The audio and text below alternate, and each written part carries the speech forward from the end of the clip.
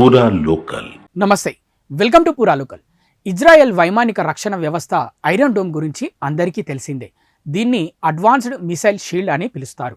Iran missiles అయినా, Hamas రాకెట్లైనా, Houthi తిరుగుబాటుదారుల డ్రోన్లైనా తమ గగనతలంలోకి ప్రవేశించిన వెంటనే ఇజ్రాయెల్ దాని ఐరన్ డోమ్ సాయంతో ఆకాశంలోనే పేల్చేస్తుంది. యుద్ధ సమయంలో ఏ దేశానికైనా ఎయిర్ డిఫెన్స్ సిస్టమ్ చాలా కీలకం. ఇందులో క్షిపణి నిరోధక వ్యవస్థలు, అలాగే రాడార్లు, దాడికి దిగే విమానాలను గుర్తించి ట్రాక్ చేసే ఇతర పరికరాలు ఉంటాయి. అయితే పాకిస్తాన్లోని ఉగ్రస్థావరాలపై ఆపరేషన్ సింధూర్ పేరుతో భారత్ అటాక్ చేసింది. భారత్ వివిధ రకాల ఆయుధాలతో 9 ప్రదేశాలలో 24 దాడులు చేసింది. భారత్ ఈ మిసైల్స్ని గగనతలం నుంచి భూమికి ప్రయోగించింది.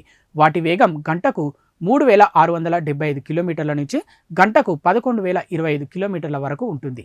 అయితే భారత్ ప్రయోగించిన ఈ మిసైల్స్ని అమెరికా, రష్యా లేదా చైనాతో సహా ఏ దేశానికి ఇలాంటి హైస్పీడ్ క్షిపణిని అడ్డగించే సామర్థ్యం లేదు.